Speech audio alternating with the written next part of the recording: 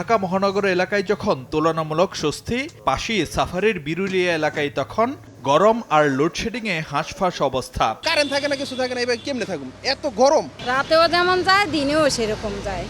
ঘন্টার পর ঘন্টা লোডশেডিংয়ে থমকে আছে বিদ্যুৎ নির্ভর কাজকর্ম, ফলে জীবিকায় টান পড়ছে অনেকের।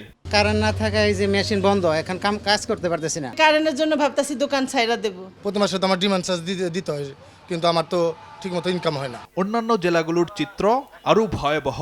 বিদ্যুৎ না থাকায় অনেক এলাকায় সড়ক অবরোধ, বিদ্যুৎ অফিস ঘেরাওয়ের মতো খবর আসছে। গত এক সপ্তাহের তথ্য পর্যালোচনায় দেখা যাচ্ছে শনিবার রাত 2টায় লোডশেডিং করতে হয়েছে ৩,৪০০ মেগাওয়াট, মধ্যরাতে যা নজিরবিহীন বিদ্যুৎ ঘাটতি। একদিকে বিশ্বকাপ ও গরমের কারণে বেড়েছে বিদ্যুৎ চাহিদা, অন্যদিকে বিদ্যুৎ উৎপাদনে মিলছে না পর্যাপ্ত জ্বালানি। আবার রক্ষণাবেক্ষণের কারণে বন্ধ রামপালের একটি ইউনিট। যদিও বিদ্যুৎ বিভাগের দাবি, সোমবার থেকে স্বাভাবিক হতে শুরু করেছে সরবরাহ।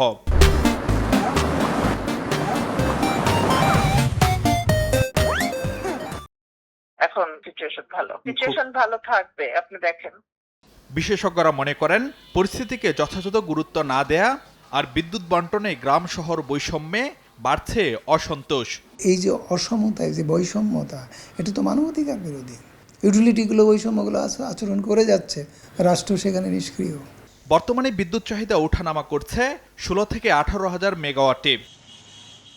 গরম বাড়লেই বাড়ে লোডশেডিং, বাড়ে গ্রাম শহরের মধ্যে বিদ্যুৎ বন্টন বৈষম্য।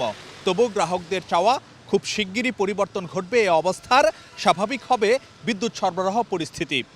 ফারুক ভিয়া, রবিন, সময় সংবাদ, ঢাকা।